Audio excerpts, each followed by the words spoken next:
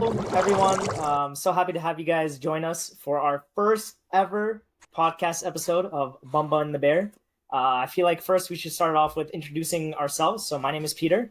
Currently, I am studying in an engineering program. I'm studying to become an automation engineer. Right now, I am working. I'm doing an internship right now, and I'm super happy to start off with this. Start doing this podcast with my co-host Reno. Feel free to introduce yourself. Yeah, I'm Reno. My actual name, not my actual name, but my name is Josh. But in this podcast, just call me the Bear, Yeah. hence by the title. I'm just a business student, run of the mill, to do an internship as well. Yeah, and I'm just happy to share our insights on the topics that we have lined up for today. Yeah, and I feel like before we continue, I feel like we should explain why it's called Bumba and the Bear and why we started this podcast. So honestly, at least my reasoning, the reason why we started this podcast is actually because I was really just sitting one day during my break at my internship, and I said to myself, I feel like Bumba and the Bear is a cool name for a podcast, and we tried having a podcast before, didn't go too well, unfortunately. It was very unorganized. But I feel like, now that we've seen a lot of different podcasts, especially how podcasts have evolved over time and how they become more dynamic and more interesting and all that.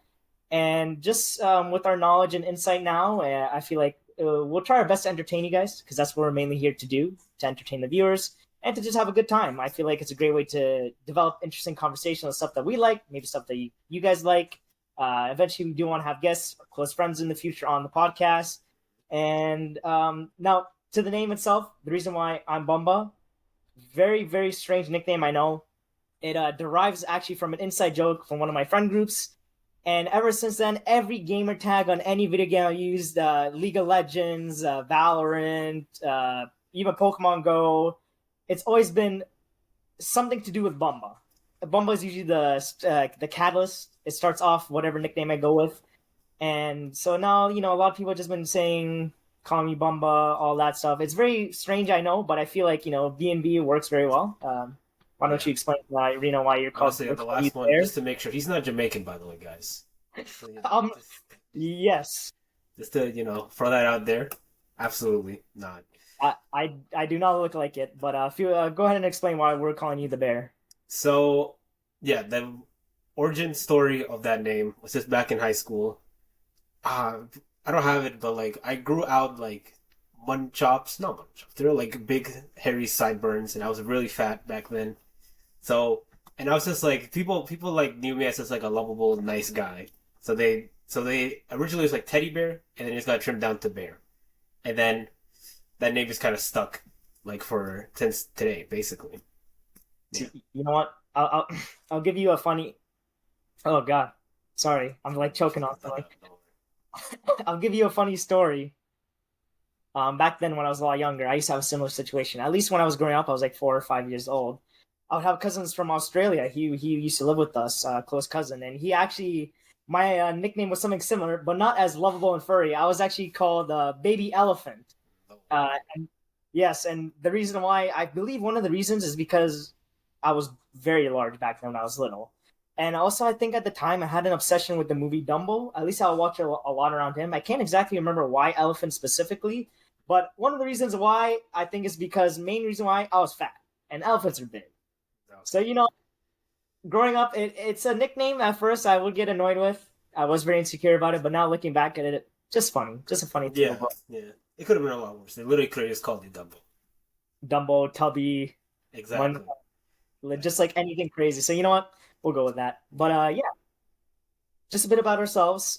Super excited to start the first episode today, and right now we're just going to talk about some news that caught our eye. At least one news story for today. So recently in news, as you guys from probably what you've heard, Will Smith and Jada Pinkett Smith, they have not been married for a long time. Surprisingly, they have not been married for 7 years. Yeah, When was it? since that they were last 2016. married?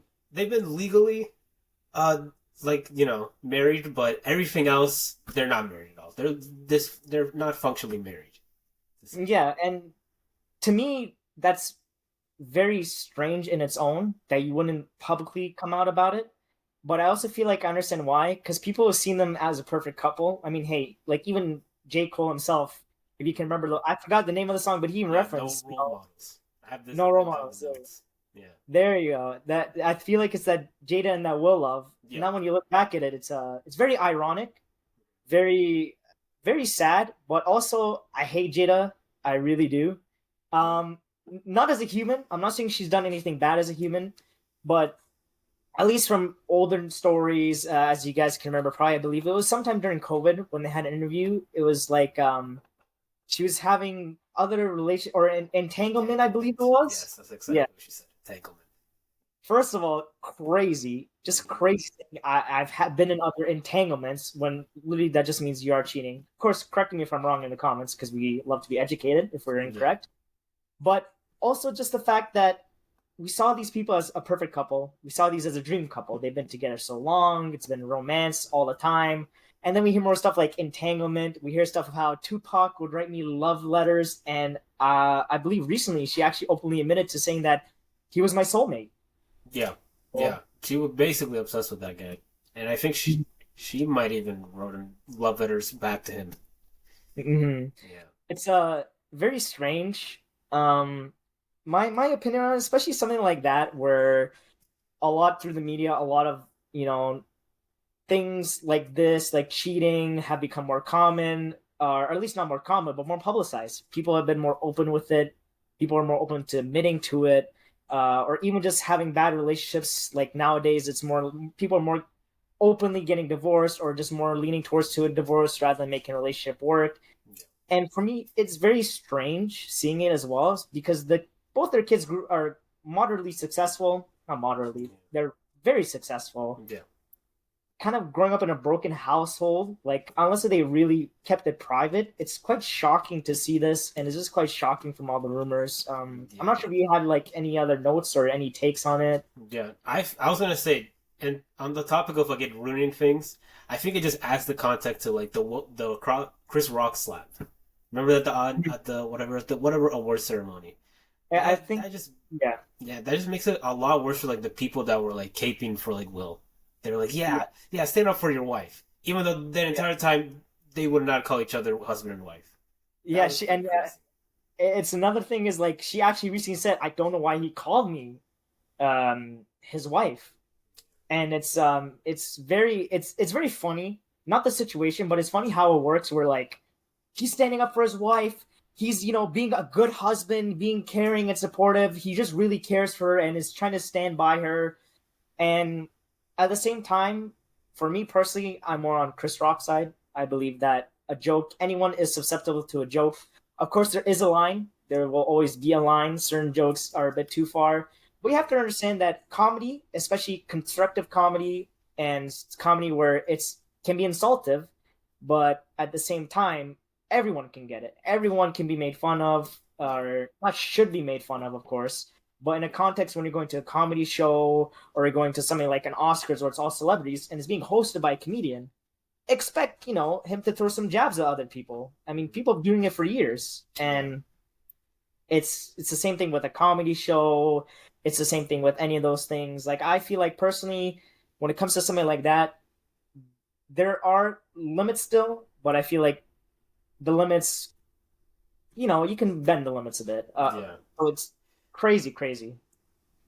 yeah. I had some other notes, but I think they might be a little bit crazy. But you know what? I'll just throw them out there and see what you think. Let's see. I was thinking this related to like the red pill because they were commentating on it a lot, at least like the Mhm. slap and all of them. Yeah. And I'm like, man, like the red pill would have been a lot more useful to men if it was like teaching men how to avoid women like Jada Smith. Because look, Pete's gonna be like a bit more. I would recommend any guy just to stay away from any kind of woman by any means necessary. Like I don't care like how nice she is to you, how beautiful she is, or like how much she seems to care about you. Because I'm sure Will must have thought that like she cared for him, but clearly she didn't. Because like she's literally been on record that saying that like how much she like likes Tupac better than her current husband, and that's just like craziness, right? Yeah, yeah. And like and I she's also like making a whole new book on this. Like if you buy that book, like yeah, do you actually need some help? Like please don't spend any money on that, bro. Like don't do that. yeah. I don't know like who the market is for that. Like I don't know if she has any fans. Single woman who want to find their bad girl era, but not the good kind of bad Yeah. girl. Because hey, like at the end of the day, be a boss bitch, be that tough woman because the world needs tough women, just like the world needs tough men.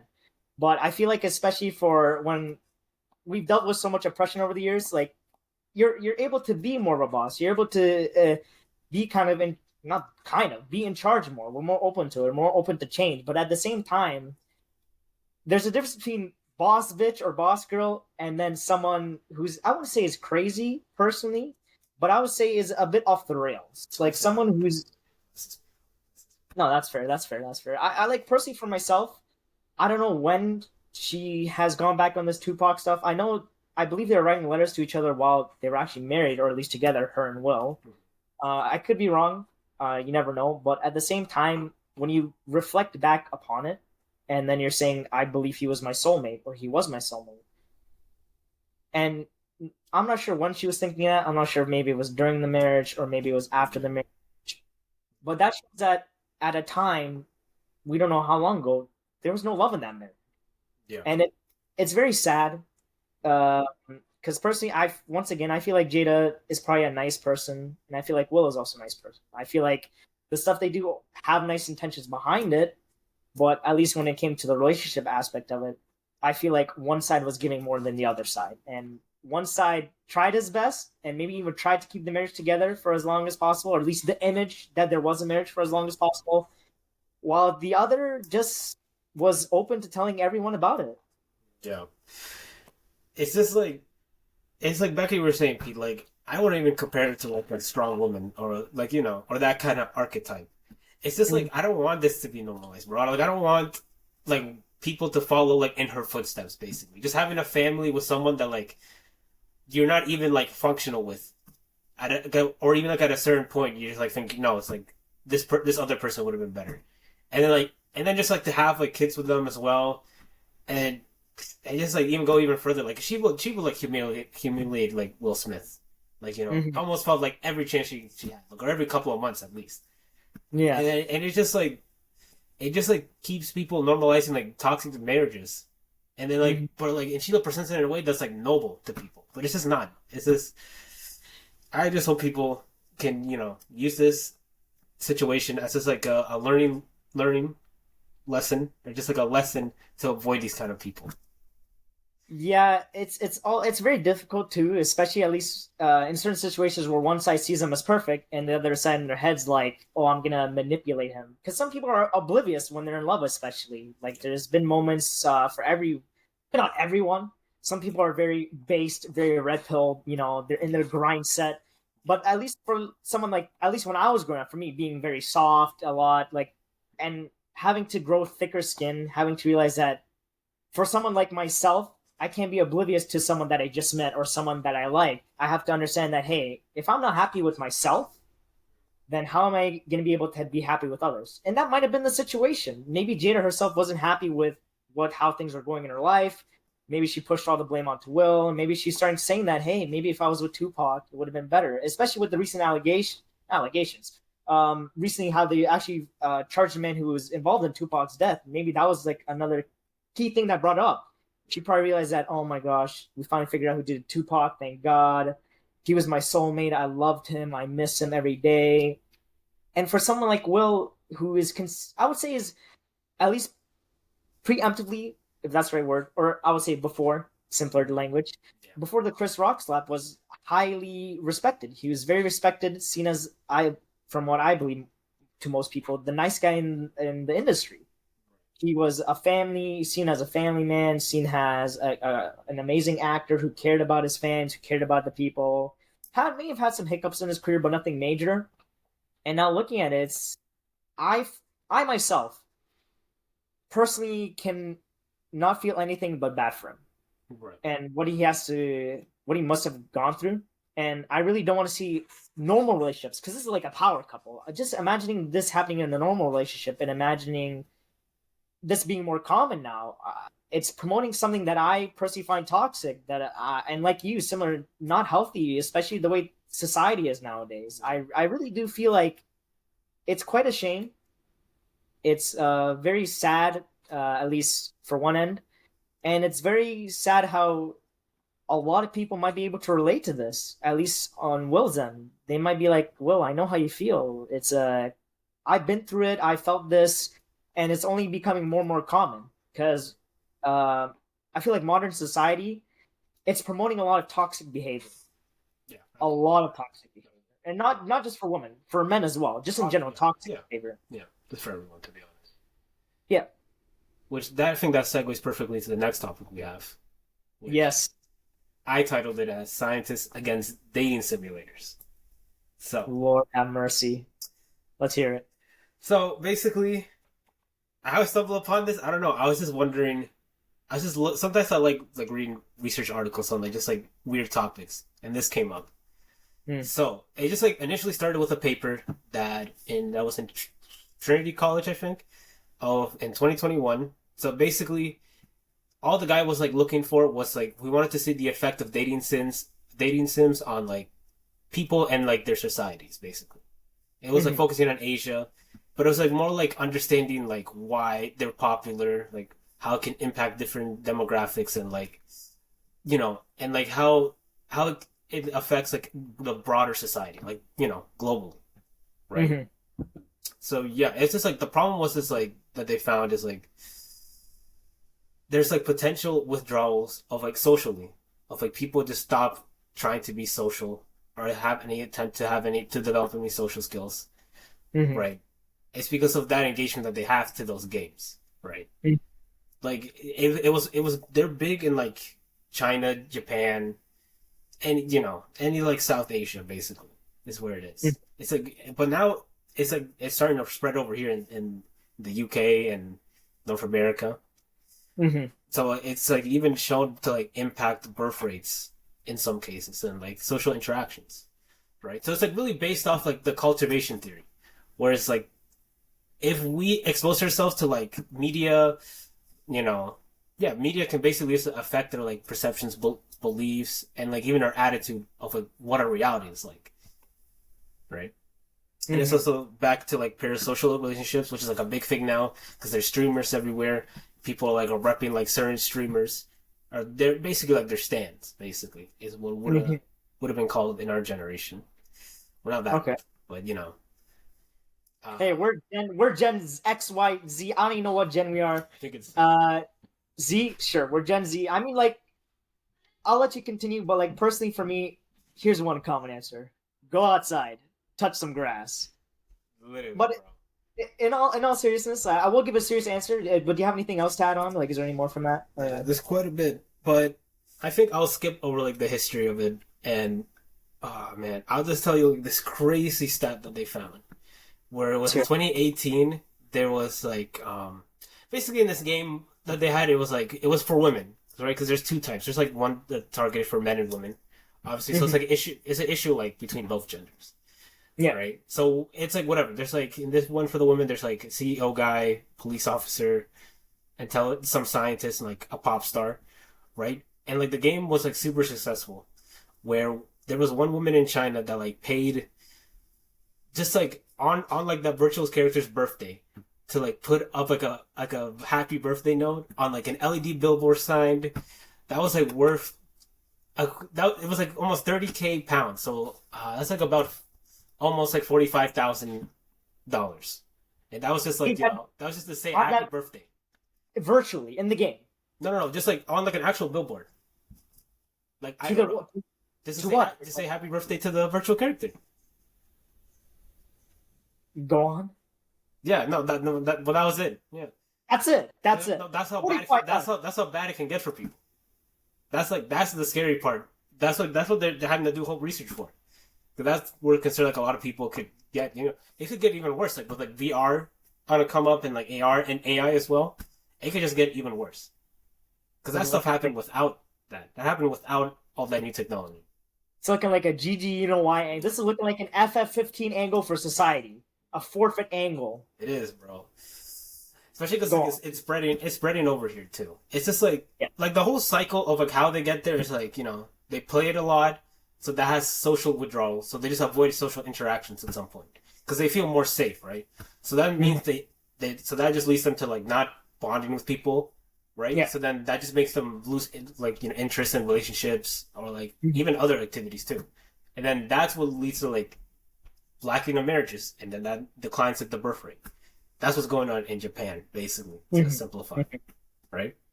Yeah. And it's like it's bad, bro. Because like at a certain point, you just get into like a loop of like social withdrawal.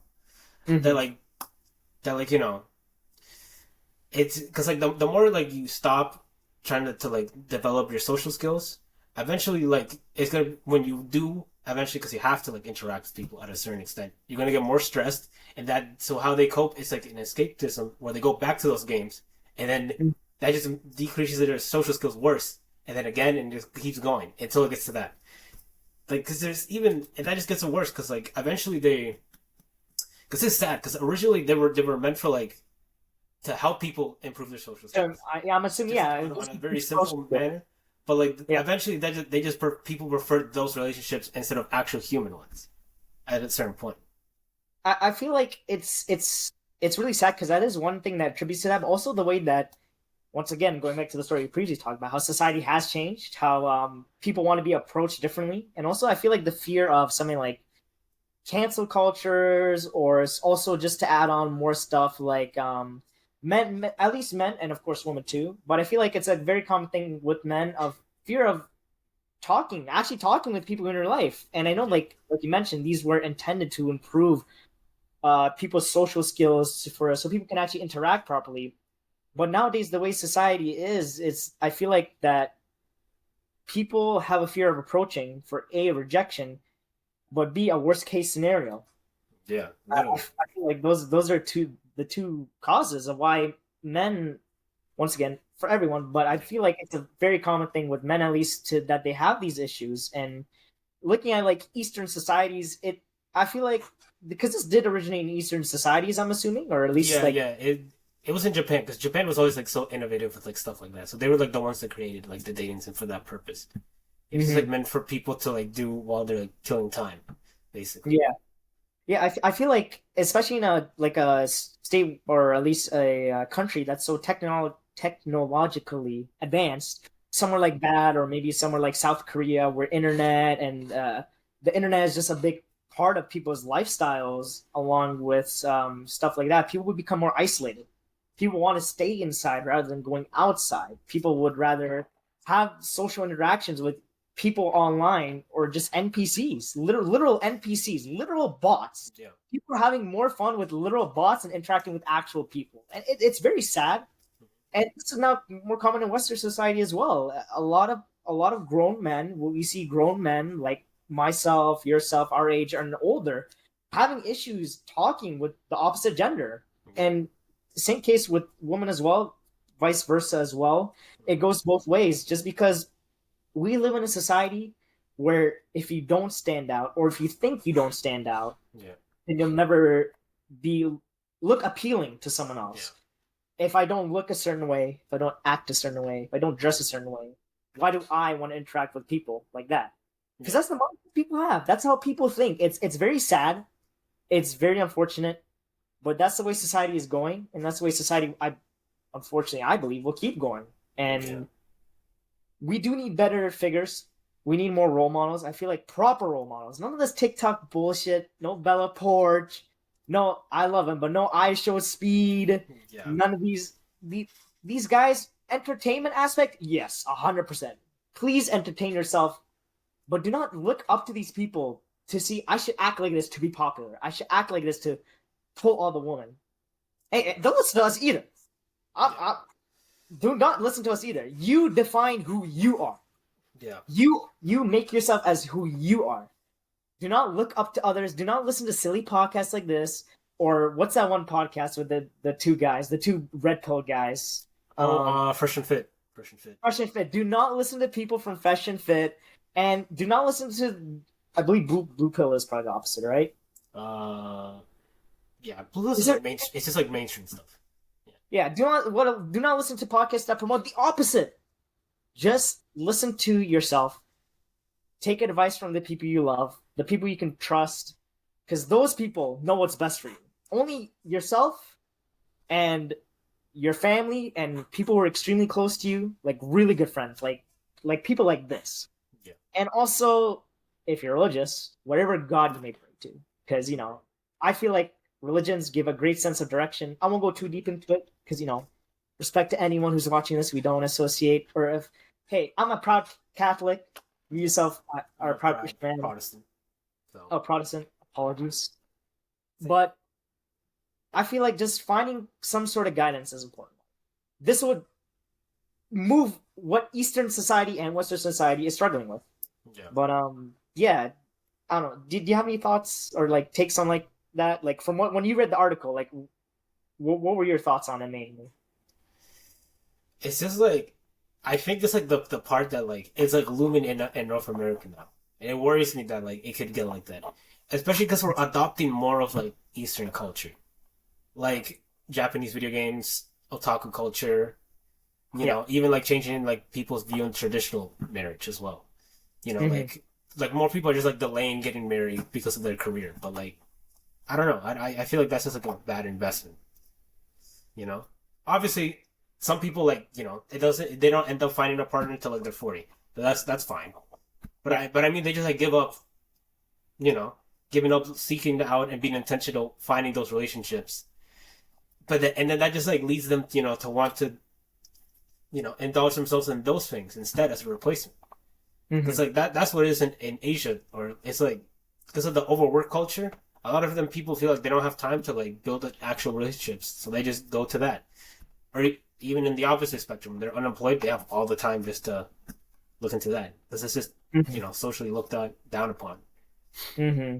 Right. And it's very sad. Like people living these net lifestyles meet, whereas it's people just don't do anything with their life. Like it essentially means you got no job, you got no hobbies, you don't do anything with your Okay. life. Yeah. I forgot what it was. Yeah. It's like you're uneducated, you don't work, and that's pretty much it. And you do Yeah. nothing with your life. Yeah. But that's It's what I mean though. Yeah. yeah. So It's I even have a quote from like one of the women. It mhm. was like that was saying that basically like it is sad because like it's like it helped her enable her to like have meaningful relationships in the Yeah. sense that like they help her like make her less likely to fall for superficial men, right? Hmm. But like she feels safer just like indulging in that. But I feel like that just like shapes her. That's just like that's just the game shaping her reality. Yeah. Because like as much as you were saying that like um that you have to listen to yourself and like listen to like the counsel of like the people that you have in your life. Like Hmm. you like eventually you have to go out and like just live life for yourself, and you have to learn through Yeah. mistakes at some point, just to, like to see what it actually is like, instead of just like what we tell you it is, what other people tell you it is. You have to figure it out for yourself.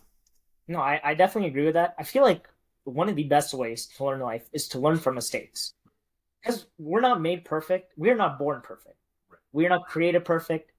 We learn from making mistakes. We learn from doing stupid things. Not like intentionally stupid things, but Right. like stupid mistakes, I would say.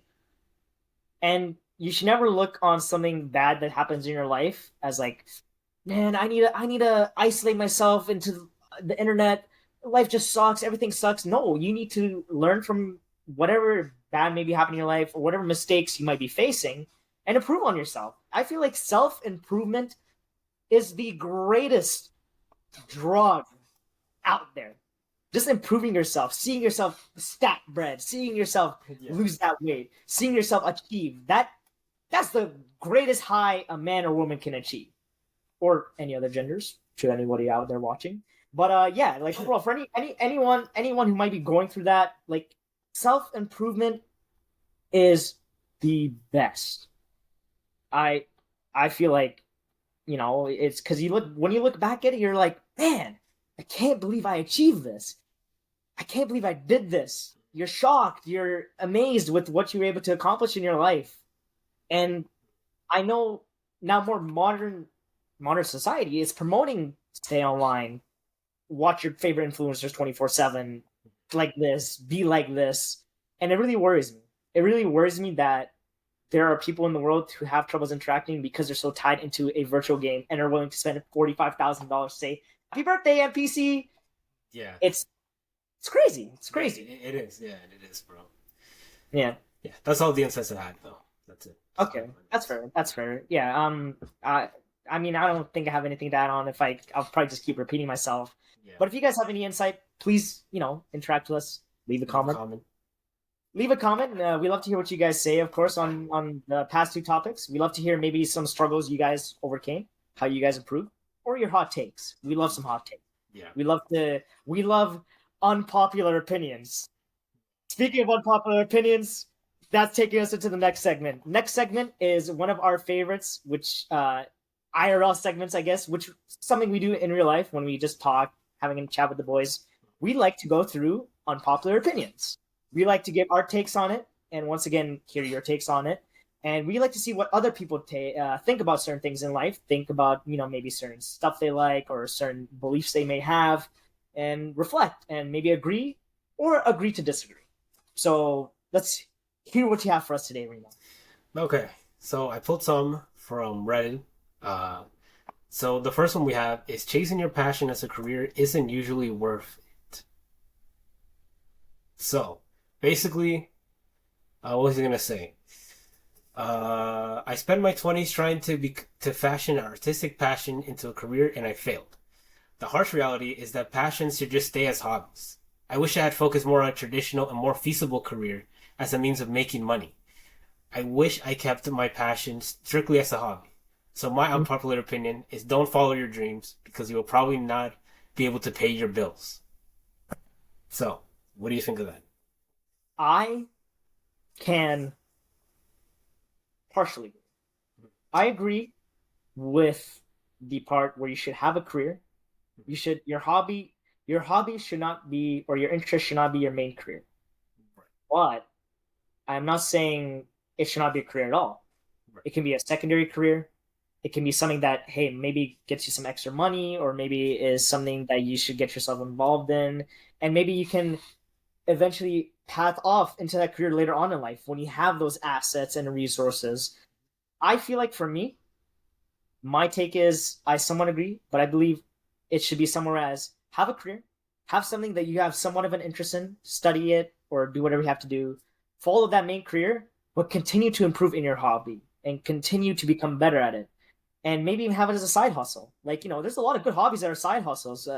Playing sports, you could play sports for fun, and then, hey, you never know. Maybe you might get into the G League or something like Or that. you do like something like related to like a coach or something. Yeah, or exactly a coach. Maybe coach rookie league or a general league or something like that. Or what's another good example?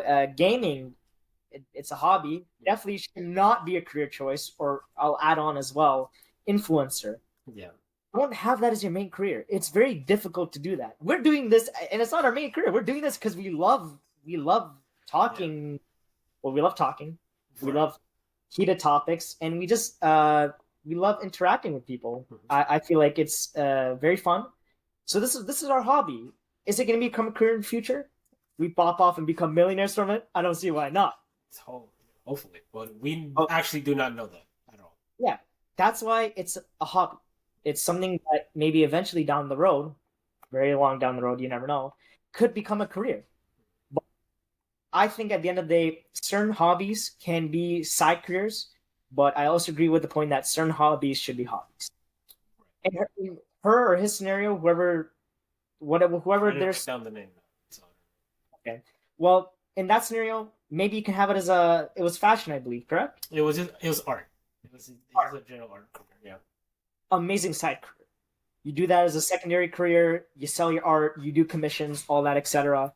We have a friend who's very passionate in art, but he is in art school. Like, he's studying to do it. He's studying so he can have a fundamental career behind it. I'm not sure if this person went to art school or just started off as whim, but sure. unless you're not backing up with an education as well, like if you can't become educated in it, keep it as a hobby. But side hustle, recommend. Right. Okay. Well, you had your spiel. Let me say something. Yeah, let's hear you pop off. Yeah, basically, because I actually liked, because I'm in the same, kind of in a similar boat. Like, I considered starting art as a hobby, or as a career, but I just didn't do it. Mm-hmm. Mostly just because I was more self-aware of what the professional average is, like, because like that's the problem with like the notion of like follow your dreams, of which Yeah. is like the firstly it's like the thing is like where eventually you lose the passion for your hobby because that just becomes your job, Hmm. right?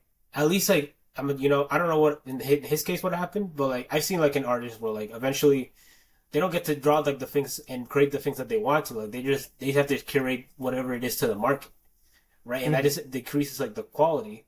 Not enough for them not to get paid, enough to live, but just like to not for them not to be satisfied for it. So they have to find something else.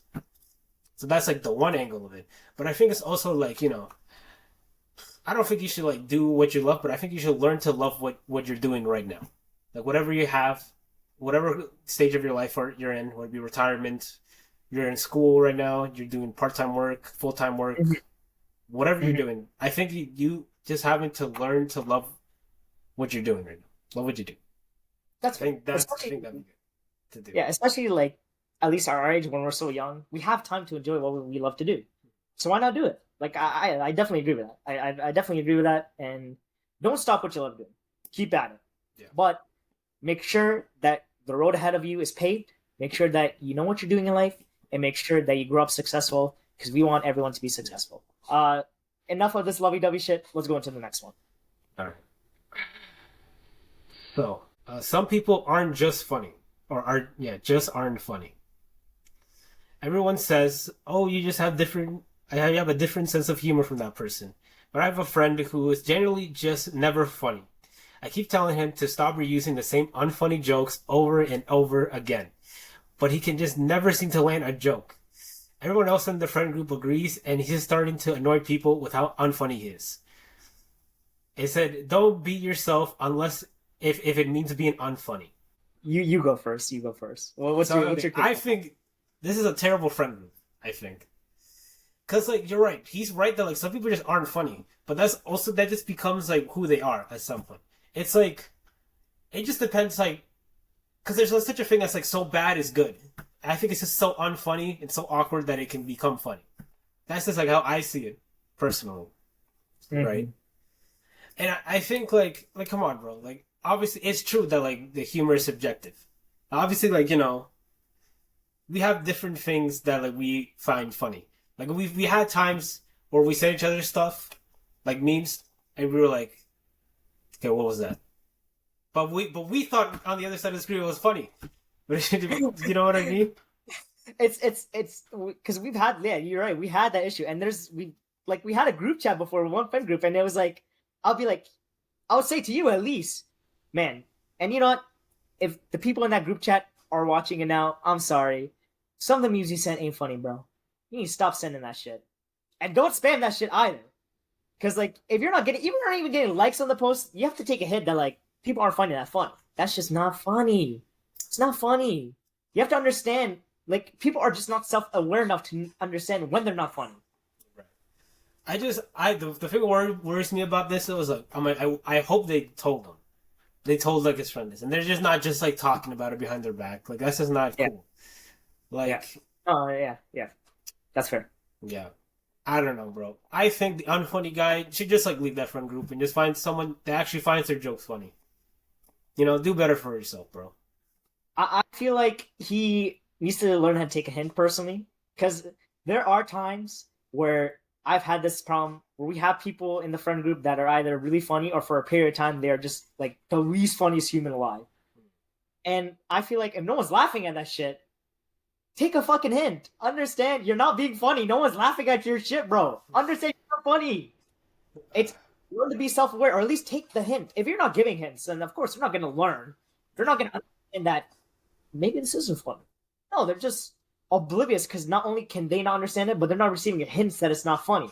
Yeah, yeah. I'm not saying like I wasn't like that too. There have definitely times where like I look back and I'm like, man, what I did was not funny. And there have definitely been times like that. Definitely. There have been times where like I've changed my sense of humor. Yeah. Yeah, that's just my hint. Learn to take a fucking hint, and if you're that friend group and you're not giving them hints, fuck you. Nice. Next one. Money won't buy you happiness. Phrase is bullcrap. Yes, it won't directly buy you happiness. Happiness is intangible, but it allows you to have experiences and purchase things you wouldn't be able to do. You wouldn't be able to do. Okay, nice. Just you wouldn't be able to without money that brings happiness. Not surprised the Redditors have bad grammar, bro. It's crazy. Um, Wrong. I'm just gonna say that's wrong. There are definitely ways to find happiness in life without money.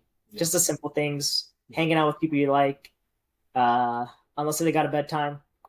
Um, inside joke, inside joke. But just there's a lot of ways to be happy without having money. Money is a way to obtain things that'll make you happy. But does owning a large amount of wealth make you happy? No.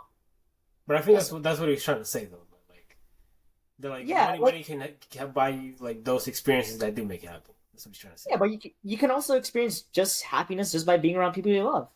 Yeah. I feel like the guy who wrote this is Mr. Scrooge McDuck, and Yeah. loves nothing but to dive in his fucking pile of gold and swim in that shit. You have to understand that the simple things in life you won't realize it'll make you happy until you lose what's good. Until you lose it. Until you lose those things. Whether it Yeah. be a family member, maybe a friend, maybe a pet, a ton of things. But I feel like this is a case where this person's never faced something like that, so he just doesn't understand that. Yeah. But do you think the same thing? Like, well, what are your thoughts on it? Yeah. Yeah. Like yeah, money definitely doesn't buy you happiness. Like, and plus I don't know I'm thinking it differently because I always I always thought joy is more valuable because money is just like or happiness is just like something that it depends on your circumstance. Right? Because you're not very happy when you're like losing a loved one, something really happens, bad happens at work. But Mhm. like joy is like something that you have because there's just like some people that are in terrible conditions. I don't know if you met these kind of people, but they always have like the biggest smile on their faces, and they're just so happy about life. Mhm. Like no matter what kind of drama's going around them, like they're just so grateful. And I feel like that's not happiness. That's just joy. Like they have that regardless of what's going on around them, and they just make Yeah, people better. yeah. I personally don't know anyone like that, but it reminds me of Willy Wonka and the Chocolate Factory. Like you've had those, like Charlie, and his like poor family with his poor grandparents. Like it, that's a good reflection of what you just said. It's like they were poor, but they were happy because they had each other. I feel like when you have less in life, but a positive mindset, or at least develop a positive mindset, or have a positive influence around you, you're able to appreciate those things in life. Yeah, Yeah, you're definitely right on that. Yeah. yeah. And anything else, No, or, that's it. That's it. or let's hear what's next. What's next? A big one. The best thing you can get out of college isn't the degree; it's networking. Uh, so there's a lot of people say that basically saying that like college is only useful for getting the piece of paper that tells other people that you studied for whatever subject for years, for Mm, X amount of years. However, it's not the only thing you get out of college, nor the best thing you get out of it. mhm, College is a place where you can meet a lot of people, both teachers and peers. Usually, you can automatically start with a roommate already if you do dorms. And if you get along with them, that is already one person that can help you out in a pitch or a pinch. Then you can start meeting with various professors, looking into various clubs and activities. Get a job either through work study or or traditional means, and to add people to your pool of acquaintances, friends, confidence, and can help you just in a pinch, not just in college but afterwards. mhm. Okay, and then he gives us some examples. Sure, you can grow your network in many other ways as well, but some people can make friends extremely easily. However, college makes networking and making friends extremely easy, even for introverts. So much that I consider the real benefits of college, and other than the advertised degrees. Like it's a no shit kind Yeah, of opinion. Like I definitely agree. I'll give a story. I had this person that I work with, older gentleman that I used to work with, but he gave amazing advice. And yeah, one of it, I would ask him, I want to network myself, not network myself. I want to become successful in the future. I want to stand out. How do I stand out? And one of the key things he told me was to network, to build bridges. He said building bridges in life is a way for you to develop, for you to network yourself, for you to get out there.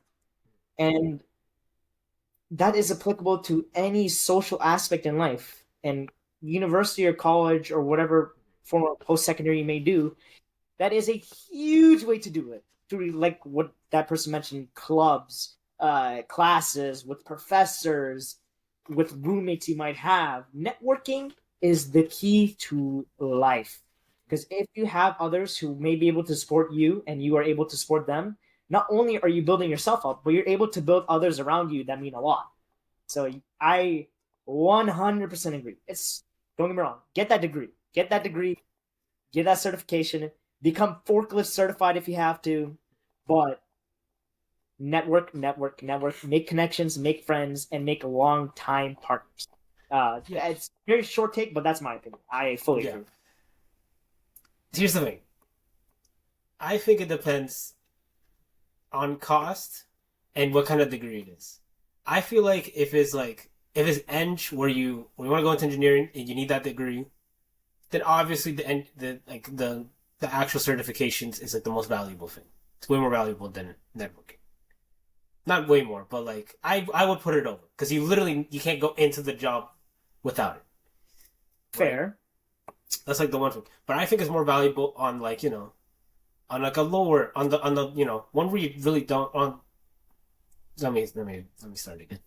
Basically, it's more valuable for degrees where to go in you actually don't need it. That's where networking I think is more valuable, like a business degree. Obviously, like you can just learn that like just for working, right? And Mm-hmm. how do you actually can get those positions without the degree? You do that for networking. Like there's even like a hidden job market for people that don't for like companies that don't want to like post stuff on LinkedIn, Indeed, and go through all that process. Except Mm-hmm. they just ask their employees like, "Hey, do you know anyone that could fill into this?" And by having those networks, you can easily just get an advantage just in the job search. That's what I find is useful. I can see that. Definitely, what degree is very dependent, but I feel like even then, there are a lot of situations where people are usually in college, university, and they end up dropping.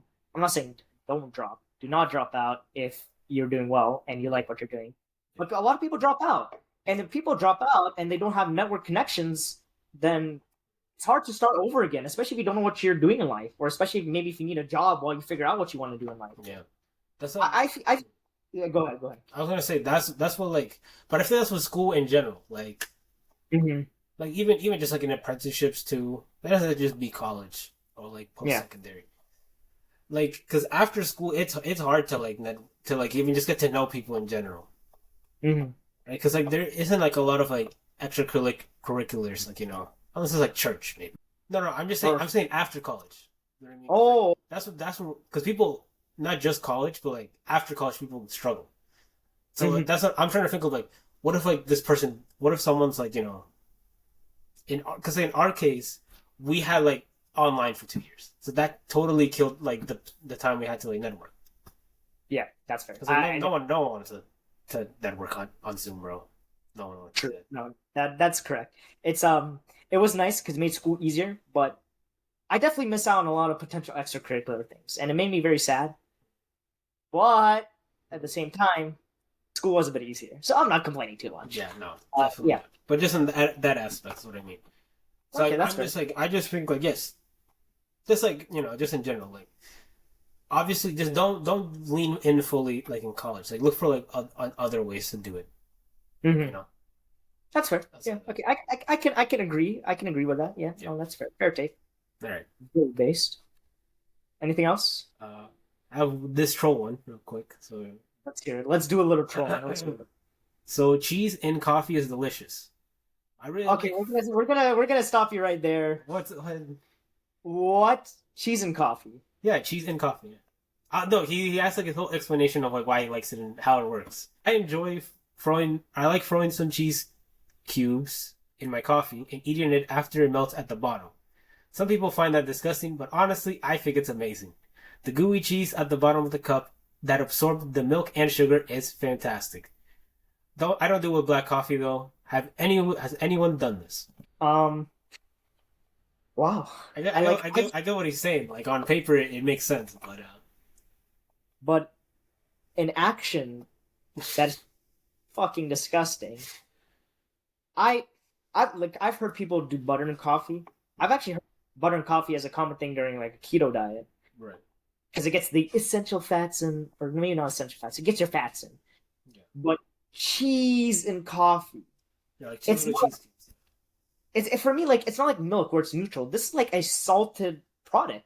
Yeah, That's just gross, man. Like, come on, come on. Like, is this the? Hey, I like pineapple on pizza, but this sounds like a pineapple on pizza type combination. Like yeah, to maybe it the might, general public. Yeah, yeah, maybe it might seem odd. Maybe it's delicious. To me, it sounds very fucking weird. yeah. I don't know.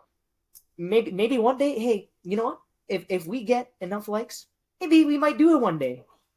Maybe not That'd be you. sick. I'll That'd do be it. sick. If we hit if we like those YouTubers, if we hit 1,000 likes on this video, we will do the coffee cheese challenge. Nah, but for real, Yeah, what's the challenge? What's the goal? I the think goal? 100. 100. Nah, not 100. We gotta set it the bar high. Actually, Wow. I think 100 okay, is pretty good. okay, 100 likes on this video, and I will do the cheese and coffee test, and I will tell you if it tastes bussin' or disgusting. Next topic. Final one, I think, yeah? Yeah. Okay. Yeah. Final one. We like to watch a lot of media. We love our video games. We love our anime. We Not just that love much. media. Not that much.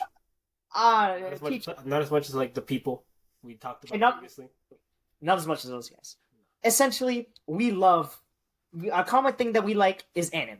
We both enjoy watching anime, and recently, as you guys might have seen, Netflix has released the live action One Piece. At I don't know Saga. I don't not Saga. They released live action one, Hmm. and we decided, being from one perspective who has read up to date, fully up to date with the manga, and fully up to date with anime, and someone who's only gone up to the end of the East Blue, Nope. which is quite Not, funny.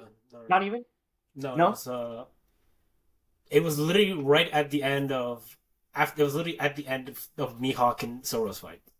Oh, so like 2/3? Yep. I'll say 2/3. Yeah. We'll say 2/3 past East Blue. And we wanted to watch it, review it, and see two different perspectives on it. And of course, hear what you guys think about it if you watched it. Let's start off with your perspective, just because I feel like as a person who has not religiously watched One Piece weekly like myself, and read One Piece weekly like myself, I would like to hear your take on it as someone who has a very neutral stance. Okay. This is what I have to say about it. Like the way to describe it in one sentence, I say is really good, but it's like a bit in Hispanics call it cholo, so it's a bit ghetto, like how it's like produced, but it's good. But like that's part of his charm, I think. I think it's just like the special effects. Like some of them can just be like kind of hit or miss, so it just like makes it look kind of weird. That's very But fair. like, I feel like they're really trying their best there. Yeah. And I feel like for the most part they did a good job. Especially like some like the fish people, they look like a bit weird. Mm-hmm. I think That's like fair. after they got after like I think when they first introduced like those kind of like the species, they looked Mhm. weird. But like by the end, like they were fighting Arlong, like it, and it looks fine. Yeah. What did you think of like the acting? I have a list for like each one. So I'll Okay, just let's go. hear it. Let's hear it. So Luffy's actor, he had some awkward delivery, but I Yeah. kind of wondered if like that was kind of the point of it though. Like I don't know how he actually is. Like Mm-hmm. I feel like because like the whole point of Luffy is like he always wanted to be like a pirate, but like as a kid, but he never really had any experience, and he's just like starting out. So I feel Mm-hmm. like he's like trying to like articulate himself, just like in how he talks and how he acts. Like it would be a bit weird, Yeah. right? So I feel like the actor was get better over time. I Mm-hmm. would assume he did a great Mm-hmm. job. Zoro's actor, I think like if it fits like the serious part of his character well, but I feel like they definitely took a step back on like his like goofier side that Zoro has. That's fair. I'll give my piece on that later. But yeah, keep going. Yeah, I feel like whenever he is more goofy, it's like more subtle. Mm-hmm. Like remember when like Zoro wanted to like claim like Buggy's bounty when they saw him, and Luffy was like, Yeah. well, "What are wanted by the Marine?" He's like, "Oh, I didn't think of that." So he like just does like that, and like that's pretty goofy, but it's just like more subtle. It's not Yeah. like as expressive or exaggerated as the anime when I saw. Yeah. Nami's actor, outstanding job. She did a great job. Like I feel like that's what she would be like as if she was like an actual person. So she absolutely great job. Same thing with Kobe's actor. Mm. Like I feel like he definitely feels like the most accurately portrayed. I feel that of all of them. Yeah. Yeah. Okay. Buggy's actor, I feel like. Well, my first impression when I watched the show, I'm like, this guy's just like dumb. Like I don't know. At least like in like the live action, he feels like a lot more menacing. But I feel like that's just more of like the set piece. It's like the dark Mhm. lighting in the cardinal. I'm not sure that's like so much of like the actor himself. Yeah. I do want to say the set pieces were beautiful in that show. They captured it perfectly with especially with the going Mary, man. Yeah. Absolutely Yeah. great. Sanji, my only complaint, he was good. He was good. My only complaint is like they didn't give him the curly eyebrow. They just like made him look normal. I don't know why they did that. They literally gave like everyone else like the wig, all the goofy I stuff. They should just give him his little curly thing. yeah, I actually did not notice that until you mentioned it. They did not give him his curly eyebrow. Wow. Yeah. So, and then Garp, and the only ones I had noticed like Garp and Mihawk, like they did good. I mean, like I can't say much for Garp because I didn't watch the anime where like he like really appeared much. Hmm. But I like what the direction they took him. And Yeah. Mihawk, yeah, he's just 1-to-1. I feel. To the Yeah. actual I anime. mean, what about Arlong? Like you haven't watched him in the anime, but like, did you think his actor did like a good job? Yeah, Like, he as was Arlong? menacing. Yeah. No, he did a good job. Yeah. Okay. Okay. And any other characters or like were notable at least from me you can remember, or that's pretty much it? I would say. I think that's pretty much it. Yeah. So, Okay. And any other opinions you wanna like, and anything specific you want to point out about the live action or? I think I do like how they had like they switched the focus between the Marines and Kobe and Luffy and his crew and like the Yeah. pirates basically. I like that because like it helped. Like, I don't remember them. They definitely didn't do that. I don't remember that. But I think it's good to show that early, so it shows like the different perspectives between the both of them, and how Hmm. pirates and Marines could be corrupt and also do good things at the same time. Yeah. Yeah. Okay. That's fair.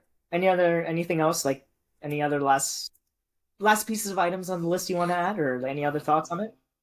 Because I have a lot to say. Right. Obviously, well, okay. I was gonna say, like, I think I also like how they introduce like a. I don't remember how they introduce characters in the anime, but like, I like seeing them in action. posters. Like how like they introduce Mihawk and he's like on the phone and he's just like beating people up and he like beats like some other guy. Like that was sick. That was cool. I really like how like when it's a villain or like a significant character with a bounty, like they'll have their face and then the poster will appear Yeah. right in front of Yeah, them, and then they they're like rip it away. yeah, That was that was sick. That was Yeah. sick. I'll give him that. that's not it. Fair, fair. So, for myself, being a One Piece fanboy, I personally did not start watching One Piece until COVID because everyone had time to do whatever they wanted. I was a One Piece denier, but now I am One Piece rejoicer. It is my favorite anime of all time. So going into this myself, I wanted to critique it not harshly, but in a way where I can understand that they've tried, and at the same time, I can critique it in a manner where I hope people can agree with me at least that they did this wrong, they did this right. But my opinion, from my perspective, they did a good job. They it was very entertaining. I I liked the casting. Luffy was a little bit cringe, but the point where you brought up saying that it's his first time being a captain, I can kind of understand. Like I can kind of see that maybe his intentions to make it look like he's a new captain. But when you watch One Piece anime, he's a new captain. He picks up a lot of things and learns a lot of things of what it means to really be a captain. So it was a bit cringe, at least the acting, not just for Luffy. Luffy was one of my main gripes for acting, but there are certain characters who had a lot of cringe moments. Who would you say? Luffy, even Zoro. The guy who plays Zoro was sick, but even then he was a little bit cringe here and there. Like a little bit like I feel like he gives sad boy vibes off sometimes. I'm like, dude, like at least for Yeah. Zoro. Yeah, I was just gonna say, at least for Zoro in the beginning, in the East Blue Saga, previously before he lost to Mihawk. He was very lively. He would laugh a lot. He would make a lot of jokes, and even after that, like he was more serious because he never wanted to lose again in a fight because he wants to be the greatest swordsman ever. But he would still be a bit more lively. The actor came off cool, Yeah. but he didn't. When Zoro would be funny in the anime, it was never portrayed as him being funny. It was more as him just rolling into the joke and still being a sad boy though, because he still, he still wants to be the greatest swordman. If he lost a close friend, all that stuff, blah blah blah. Well, you gonna say something though, or No, I was gonna add on. That reminded me of like another One Piece fan I was talking to, and I think like I understand your critique because like the whole point of Zoro's character was like he was supposed to be like such a like it was supposed to diverge like expectations because when you first meet Zoro, you think he's exactly what the actor portrayed, which is like a cool silent guy, serious swordsman, wants to be the best. But like when he's like, but in One Piece portrays him to be like more goofy, he gets lost. yeah, And I think that's what made Zoro a good character because he wasn't like very one note. And yeah, and I was gonna say like the part where he like got lost, like they only did that once in the anime, yeah, or the live action. yeah, Like I get you can only do so much when you have 8 episodes and around 45 minutes to an hour each, but he was a goofy guy. Pre time skip, he was a goofy guy who didn't give a fuck. He was badass, but at the same time, he knew when to laugh, when to have a good time. He understood that. This one just felt like some sad boy type shit. Still a sick actor, did a good job. Yeah. Moving on, Sanji, bro, they gave him some risk. I feel like Sanji in the anime, he is a very passionate man, but his love is a bit cringy. Like, oh, Nami Swan, all that stuff. Like when he says that stuff and he hard eyes, like it's not really cringy, but goofy. yeah. So, live action Sanji, this guy, his Riz is immaculate. He went to Riz 101. Bro is certified with Riz. I don't know. He like the actor. I'm not gonna lie. He was aside from Buggy because I really like the actor for Buggy. He was the best actor. I felt like. Okay. I felt like he was cool. I felt like he did the flirtatious part of the actor in a way that I liked him more than the anime, and I felt like he was sick. And he had everything that I personally would want in Sanji in the anime and the manga. Going into Nami, actor did an excellent job. Not the best in my opinion, like the best one out of all the ones, but amazing. Okay. Very accurate to the anime. Usopp once again very accurate to the anime. Yeah. Well, I mean, Buddy's just busy cat. Yeah, he was good. No, the actor did a good job. I kind of like him more than like regular Usopp, because like Yeah, because Usopp like since like it's more like exaggerated, like you could tell like when he's like lying. At least like Usopp like in the like the live action, it's like when you think about it, I'm like okay, I could see how like someone could believe this. But like Usopp at least in East Blue, like when he says anything, I'm like, yeah, no, clearly, I don't believe what you're trying to say, bro. yeah, no, that's fair. It's I think it's the thing with like just actual actors. It's hard to be more animated, not literally animated, but more animated, like have more expressions because humans are only limited to such a high level of expressions. But this is another case where I'm not gonna lie, I kind of like the live action Usopp better because to me he feels a bit more human. He is a pussy. He is still a big fat pussy, but he does it in a way where I feel like he's always scared, but at the same time it's more funny rather than pussy. Yeah. It's like I can laugh at that. I can be like, oh, like this is funny, especially because One Piece, one weakness, it's very drawn out. It's a very drawn out anime. There are some times where it feels like the pacing is molasses, but some of these characters work better in live action than they do in the anime. Like Usopp and Sanji are the only two examples right now. Yeah, but they did a good job. Who else? Buggy. I don't know who the actors for Buggy. Good job. They did a good casting. He was very funny. I felt like this was very accurate to Buggy. Funny, but no one can take him seriously because, in a literal sense, he is a clown of a villain. He's not that strong. He talks all this game, but at the end of the day, he just wants to become rich and wants to be a feared pirate, but no one can fear him because he is in sense a literal clown. People like the cat burglar guy. I forgot his name. Like I don't know. The butler He guy was with the hands, the yeah, claws. Yeah. the claws. He was. I can't even remember his name. I didn't like him that much in the anime. I didn't like him that much in live action. I just personally don't like that arc that much. I like how they introduced Usopp. I just don't like the villain in that arc that much. Um, who else? I will go into Garp a bit later. I'll just finish off for now with a. I think we should also give credit to like the kids that that acted in the flashbacks. They did. They all did great jobs. They did very Every good. single Yeah, no, it was very good. They surprisingly were. Yeah, no, they were definitely good actors. They portrayed how the characters were as kids very accurately, and it felt very true to the anime.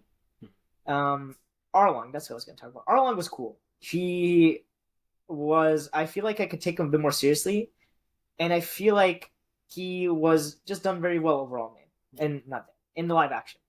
Uh, good overall. My one gripe, and this is my issue with the live action, is how accurate the storyline is to the anime. There are a lot of times where they get scenes or they get certain things bang on, 100% correct. Like this happened one for one in the anime. Yeah. And there are other things where I was not too happy with. Mainly, my concern is how involved Garp was in the East Blue Saga. So, for those of you who don't know, who haven't watched the live action One Piece, Garp, throughout the whole East Blue Saga, is hunting down Luffy. Yeah, so think of like Zoro from Avatar, where he like hunts down Aang and everyone else. That's basically what Garp was. For those of you who watch, I haven't watched Avatar. Okay. I did watch One Piece though. Yeah. For those who get it, they'll get it. Yeah. But that inaccuracy is my gripe because what happens in the anime is that Garp does take in Kobe after where we left off in the live action, where they left that Marine Fort base or whatever, and Captain Axon Morgan is being persecuted, but he's not being persecuted in the Marine base. He's being persecuted on Garp's ship. And Kobe and Axon Morgan's son, I forgot what his name was. Yeah, whatever. But what happens in the anime is that Axon Morgan runs away, but Kobe out of all the Marines and Axon Morgan's son are the only two people with balls, mainly Kobe, who want to chase after him and capture the villain and have him persecuted. And this eventually leads into Garp essentially taking those two under his wing. He does this in the live action, but my gripe is that he chases Luffy, for some reason chases Luffy throughout the whole saga. That did not happen in, at least from what I can like remember, that did not happen at all. Not until like episode 300 something at the end of Water 7 and what's it called? Oh my god, it was my favorite arc of all time. Enies Lobby. We do not actually fully get introduced into who Garp truly is until then. So my gripe is how inaccurate that aspect is. I personally love how Garp trained Kobe and Garp taught him about leadership and what it truly means to be a Marine. I love that.